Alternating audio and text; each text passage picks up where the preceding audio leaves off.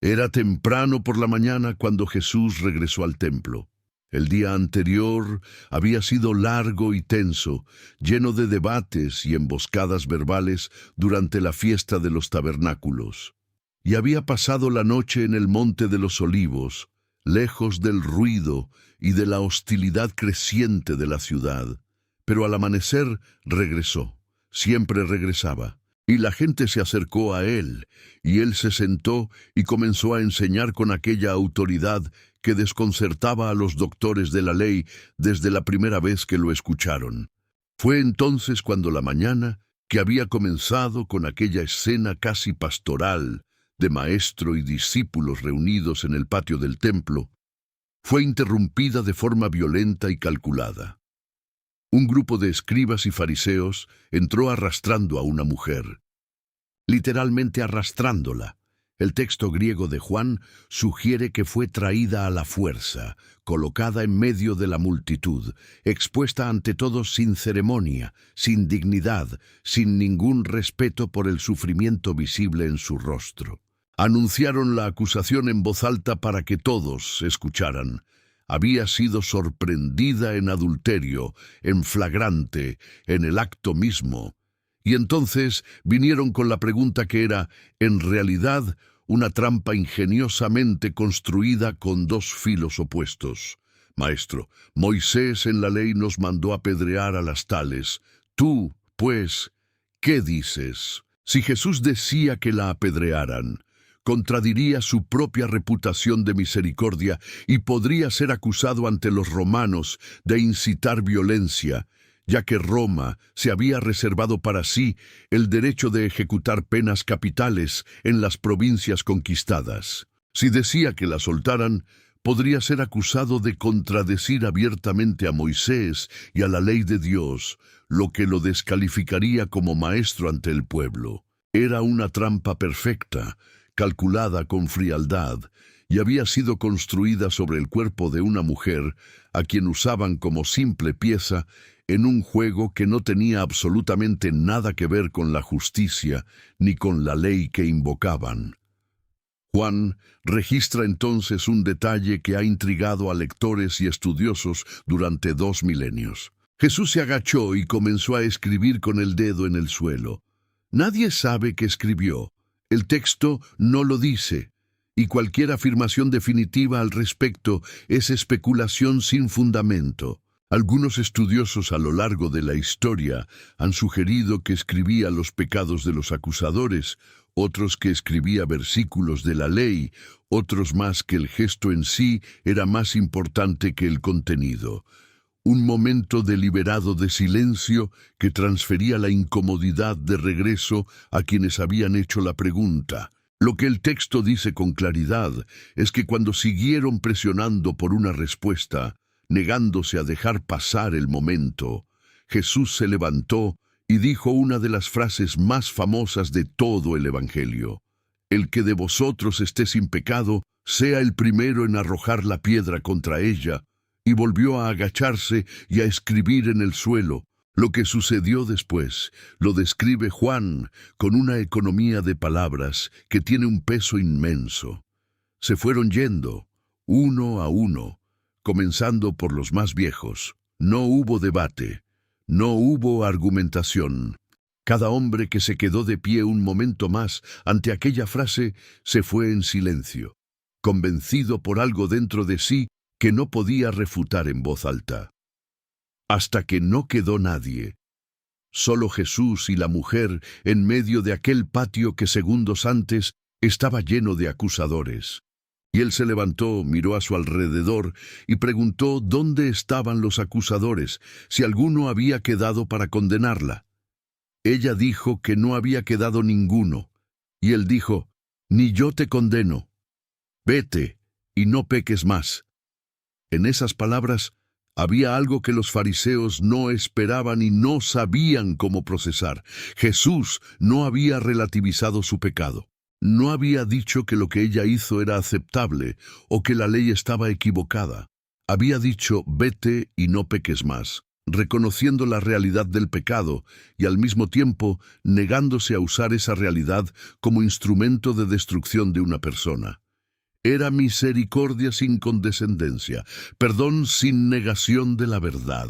Era exactamente el tipo de cosa que hacía a Jesús imposible de encajar en las categorías que los líderes religiosos conocían. Aquella escena dejó una marca en el aire del templo que no se disipó cuando la multitud se dispersó. Los fariseos habían entrado con una trampa perfecta y habían salido avergonzados, expuestos ante todo el pueblo que había sido testigo. La humillación era real y profunda, y el enojo que generó era proporcional. Hombres que habían dedicado toda la vida a construir una reputación de santos y sabios, habían sido desarmados por una sola frase ante una multitud. Y fue en ese ambiente todavía cargado, esa misma mañana, en ese mismo patio, que Jesús continuó enseñando y lanzó la declaración que encendería el debate más explosivo registrado en los Evangelios. Yo soy la luz del mundo. El que me sigue no andará en tinieblas, sino que tendrá la luz de la vida. Los fariseos que todavía estaban allí reaccionaron de inmediato. Dijeron que él estaba dando testimonio de sí mismo y que su testimonio no era válido. Una objeción técnica basada en la ley judía que exigía 2 testigos para validar cualquier declaración. Comenzó entonces una serie de intercambios verbales que fueron escalando en intensidad a lo largo de todo el capítulo 8 de Juan, cada ronda más tensa que la anterior. Jesús habló sobre su Padre Celestial, sobre de dónde venía, sobre hacia dónde iba. Dijo que ellos no lo conocían. Dijo que morirían en sus pecados si no creían en Él. Dijo que la verdad los haría libres, y fue ahí, en ese punto, que el orgullo reprimido de ellos salió a la superficie de la forma más reveladora posible. Somos descendientes de Abraham y nunca hemos sido esclavos de nadie. ¿Cómo dices tú que seremos libres? Para entender el peso completo de aquella respuesta, hay que detenerse a entender quiénes eran esas personas y qué significaba el título que cargaban con tanto orgullo. Los fariseos no eran personajes simples de una narrativa moral, donde los villanos son obviamente malos. Eran hombres serios, inteligentes, profundamente comprometidos con lo que creían. En un tiempo en que la inmensa mayoría de la población era analfabeta, ellos memorizaban extensos pasajes de la Torá y de los escritos de los profetas. Ayunaban voluntariamente 2 veces por semana, cuando la ley de Moisés exigía únicamente el ayuno del día de la expiación una vez al año. Pagaban el diezmo meticulosamente de absolutamente todo lo que poseían, incluyendo las hierbas aromáticas del jardín, menta, eneldo, comino, como el propio Jesús menciona en Mateo 23.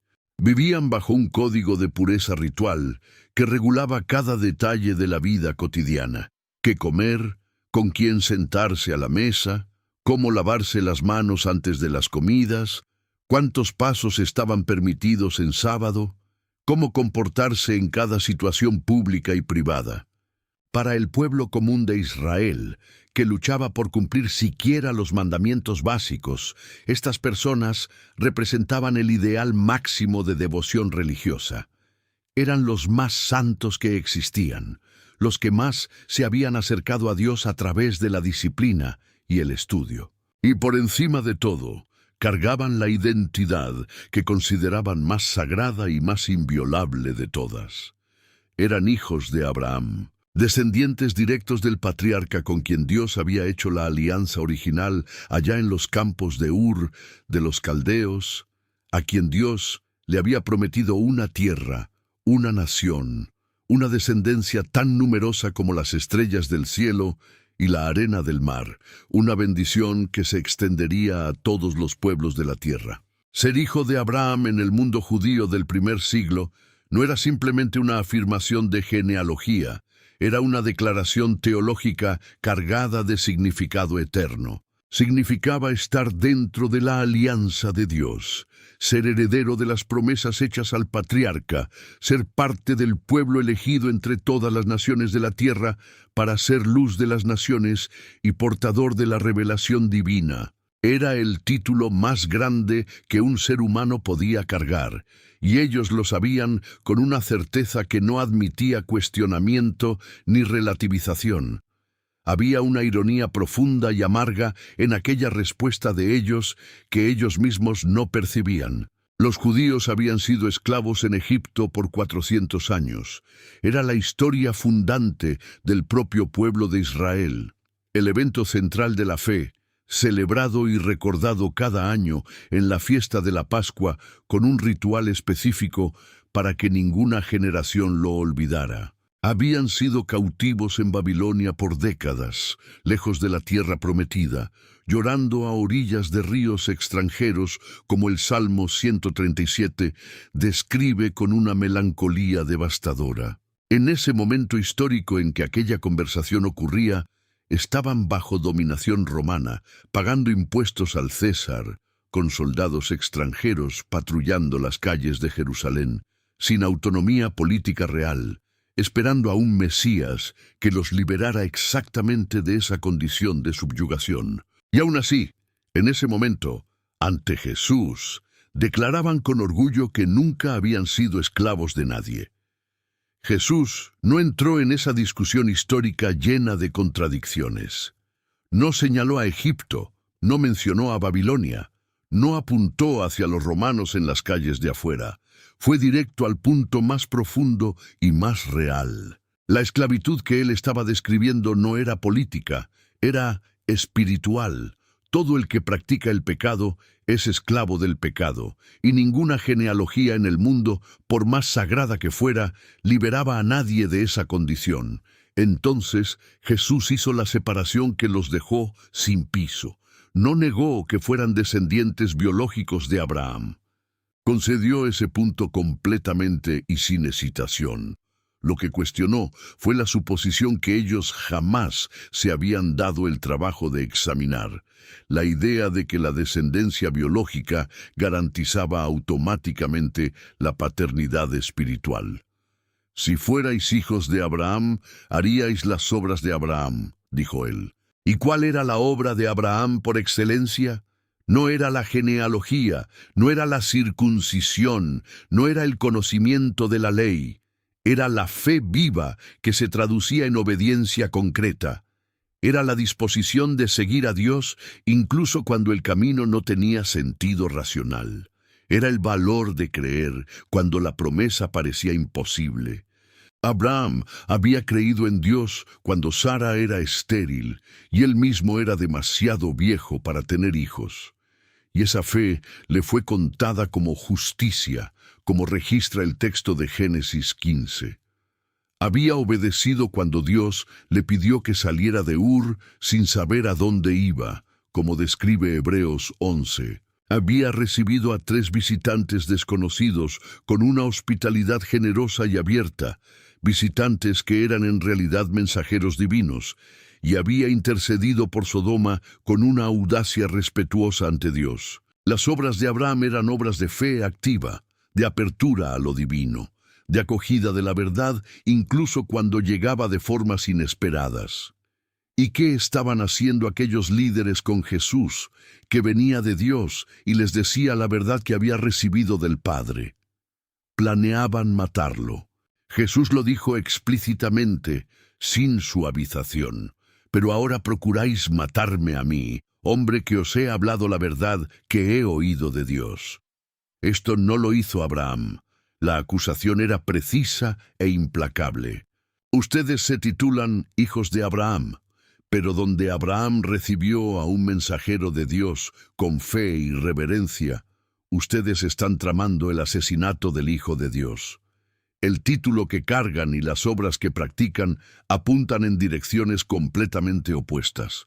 Los líderes entonces escalaron el argumento al nivel más alto que conocían. Si la filiación a Abraham no era suficiente, invocarían una filiación todavía más absoluta.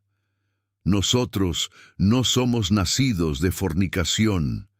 Tenemos un Padre, que es Dios. Era la afirmación máxima de identidad espiritual que un judío podía hacer, no solo descendientes del patriarca humano, sino hijos del propio Dios, herederos de la relación especial que Israel había cultivado con el Creador a lo largo de siglos de alianza, ley, profecía e historia sagrada. Y fue exactamente ahí, en ese punto de orgullo máximo, que Jesús pronunció las palabras que 2000 años después siguen provocando, siguen incomodando, siguen exigiendo que el lector se detenga a pensar. Si Dios fuera vuestro Padre, me amaríais, porque yo de Dios he salido y he venido. No he venido de mí mismo, sino que Él me envió. ¿Por qué no comprendéis mi modo de hablar? ¿Por qué no podéis escuchar mi palabra? Vosotros sois de vuestro padre el diablo, y los deseos de vuestro padre queréis hacer. Él ha sido homicida desde el principio y no ha permanecido en la verdad, porque no hay verdad en él. Cuando habla mentira, de suyo habla, porque es mentiroso y padre de mentira. Estas palabras necesitan ser entendidas con cuidado y honestidad intelectual, porque son fáciles de distorsionar en dos direcciones opuestas e igualmente equivocadas. La primera sería leerlas como un insulto emocional, como si Jesús hubiera perdido el control después de una mañana difícil y dicho algo que no debía, algo que no reflejaba su enseñanza sobre amar a los enemigos. La segunda, históricamente mucho más peligrosa y con consecuencias mucho más graves, sería generalizar la declaración para todo el pueblo judío, como si Jesús estuviera haciendo una afirmación sobre una etnia o una nación entera. Ese error fue cometido a lo largo de los siglos con resultados terribles y no tiene absolutamente ningún fundamento en el texto. Jesús no estaba hablando de un pueblo, estaba hablando de individuos específicos, en ese momento específico, con base en comportamientos específicos que acababa de describir paso a paso con una precisión quirúrgica que no dejaba margen para la ambigüedad. Lo que Jesús pronunció ahí fue un diagnóstico espiritual, y fue construido sobre una lógica que no era nueva ni arbitraria, sino que recorre toda la Biblia con una consistencia notable. El principio es este: en la teología bíblica, la paternidad espiritual no está determinada por la sangre, ni por el título, ni por la posición religiosa. Está determinada por el carácter, por la semejanza de obras, por la dirección de las elecciones fundamentales de una vida. Los propios profetas de Israel ya habían aplicado este principio de maneras que debían ser familiares para cualquier escriba que conociera las Escrituras. Isaías, en el primer capítulo de su libro, llamó a los líderes de Israel príncipes de Sodoma y al pueblo de Gomorra, no porque fueran literalmente habitantes de esas ciudades destruidas, sino porque el patrón de sus obras se asemejaba al de ellas. Ezequiel, en el capítulo 16, le dijo a la Jerusalén rebelde que su madre era hitita y su padre era amorreo, pueblos paganos y extranjeros, no por genealogía, sino como diagnóstico moral de un comportamiento que se había alejado completamente de la identidad que Dios había llamado a Israel a tener. Jesús estaba usando un lenguaje que cualquier escriba competente reconocería inmediatamente como lenguaje profético de diagnóstico moral. El problema, esta vez, era que el diagnóstico apuntaba hacia ellos mismos. Y el diagnóstico identificó dos patrones específicos que revelaban la real paternidad espiritual de aquellos hombres. El primero era el homicidio. Al decir que el diablo era homicida desde el principio, Jesús evocaba la narrativa más antigua de la Biblia, el jardín del Edén, donde la mentira del diablo introdujo la muerte en el mundo y resultó en la separación de la humanidad de Dios, lo que las Escrituras tratan como muerte espiritual real, no como metáfora. La primera carta de Juan desarrolla ese mismo vínculo al describir a Caín como alguien que era del maligno y que mató a su hermano porque sus obras eran malas, conectando explícitamente el homicidio con la paternidad diabólica. Aquellos líderes planeaban matar a Jesús. No era una acusación genérica o retórica. Era un hecho concreto que quedaría formalmente registrado en Juan capítulo 11, cuando tras la resurrección de Lázaro, el Sanedrín se reuniría en sesión deliberativa y Caifás propondría explícitamente que era mejor que un hombre muriera a que toda la nación pereciera. La semilla de ese plan ya estaba germinando aquella mañana, viva y activa, en aquellos hombres que estaban ante Jesús en el patio del templo. El segundo patrón era la mentira. Y ese es quizás el punto más perturbador de todo el pasaje, porque retira cualquier posibilidad de excusa basada en la ignorancia. Jesús no estaba acusando a aquellos hombres de haber sido engañados, de haber recibido mala información, de no haber tenido acceso a la verdad.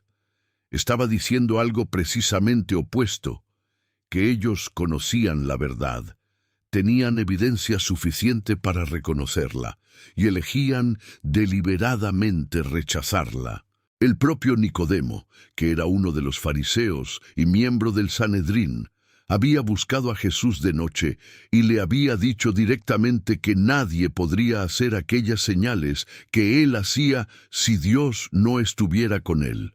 Como registra Juan 3, había evidencia suficiente para quien quisiera ver con honestidad. El problema no era ausencia de información, era resistencia activa a la verdad, elección consciente de preservar posición, poder y sistema en lugar de seguir la evidencia donde conducía. Y esa resistencia deliberada a la verdad era exactamente el patrón que Jesús identificaba como característico del padre de la mentira. No alguien que miente por error o debilidad, sino alguien para quien la mentira es naturaleza, identidad, hábitat, como dice Jesús. Cuando habla mentira, de suyo habla. ¿Por qué Jesús dijo aquello? Esa es la pregunta del título.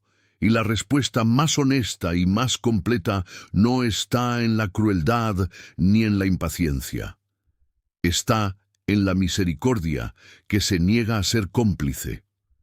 Había algo profundamente serio en nombrar la realidad con aquella claridad ante aquellos hombres específicos en aquel momento específico. Estaban caminando hacia un abismo que no era solo personal, eran líderes. Eran los pastores de un pueblo. Lo que eligieran hacer con Jesús no los afectaría solo a ellos, sino a cada persona que los seguía y los respetaba como guías espirituales. Jesús conocía a esos hombres, sabía que eran inteligentes, que conocían las Escrituras, que habían dedicado décadas al estudio minucioso de la ley y de los profetas. Para hombres así, en aquella situación así, ya no había más espacio para parábola suave ni metáfora gentil. Era el momento de la luz cruda, de la palabra directa que no deja sombra suficiente para que el autoengaño siga funcionando. Había también una dimensión claramente profética en aquellas palabras. Jesús estaba a días de la cruz. El proceso que llevaría a su arresto, al juicio simulado, a la crucifixión, ya estaba en marcha entre bastidores, tomando forma en los planes de aquellos mismos hombres. Al declarar allí, en el templo, ante el pueblo, que aquellos líderes eran homicidas e hijos de la mentira, Jesús estaba nombrando en voz alta lo que estaba a punto de desarrollarse. Estaba diciendo que lo que vendría después no sería un accidente de la historia, no sería una injusticia que se escapó del control de Dios. Sería la expresión visible y concreta del principio espiritual que acababa de describir. La semilla del homicidio que cargaban iba a brotar, y cuando brotara, cumpliría algo que estaba escrito en los profetas mucho antes de que cualquiera de ellos hubiera nacido. La reacción lo confirmó todo en tiempo real. Juan registra que tomaron piedras para apedrearlo ahí mismo, dentro del templo sagrado, en pleno día. No hubo respuesta teológica. No hubo refutación argumentada. Cualquier respuesta honesta a aquellas palabras hubiera requerido que admitieran lo que no estaban dispuestos a admitir. Y entonces, paradójicamente, al tomar las piedras, confirmaron con perfecta exactitud el diagnóstico de homicidio que Jesús acababa de pronunciar sobre ellos. La piedra era la única respuesta que tenían, y Jesús pasó por en medio de ellos y se fue. Juan registra ese detalle final sin explicación, sin milagro descrito, sin elaboración dramática. Simplemente pasó y se fue, como si el momento hubiera sido cumplido en todo lo que necesitaba ser. Las palabras habían sido dichas, la verdad había sido nombrada con toda la claridad que la situación exigía. Y ahora la historia podía continuar su curso hacia lo que siempre había sido su destino: la cruz, la resurrección y el cumplimiento de todo lo que aquella mañana en el templo había anunciado. Para quien lee este pasaje hoy, plantea una pregunta que no tiene respuesta fácil y que no puede ser delegada a la historia de los fariseos del primer siglo como si fuera algo distante y cerrado. Jesús estableció ahí un principio que atraviesa culturas y generaciones enteras, que la identidad espiritual no está garantizada por el título, por la tradición, por el conocimiento acumulado, por la posición institucional, por la genealogía religiosa, ni por ninguna otra credencial externa. Los fariseos tenían todo eso. Tenían más de lo que cualquier persona razonable podría exigir. Y Jesús miró por debajo de todo aquello y vio el patrón que realmente importaba. No lo que declaraban ser, lo que estaban haciendo, no el título que cargaban. Las elecciones que hacían cuando la verdad tocó a su puerta con el rostro de un carpintero de Galilea y exigió una respuesta que costaría algo. La pregunta que ese texto le hace a cada lector es silenciosa, pero no tiene forma de ser ignorada. Por tus obras, por lo que eliges hacer cuando nadie está mirando, por la forma en que reaccionas cuando la verdad aparece y confronta algo que preferirías no enfrentar. ¿A quién te pareces? Esa pregunta Jesús se la hizo a aquellos hombres aquella mañana en el templo, después de escribir en el suelo con el dedo y dejar a una mujer irse libre para volver a empezar. Y es la misma pregunta que el Evangelio sigue haciéndole a cada generación que pasa por ese texto. No tiene respuesta simple. Solo tiene la honestidad de mirar las propias obras y preguntarse con sinceridad de quién, al fin y al cabo, son el fruto.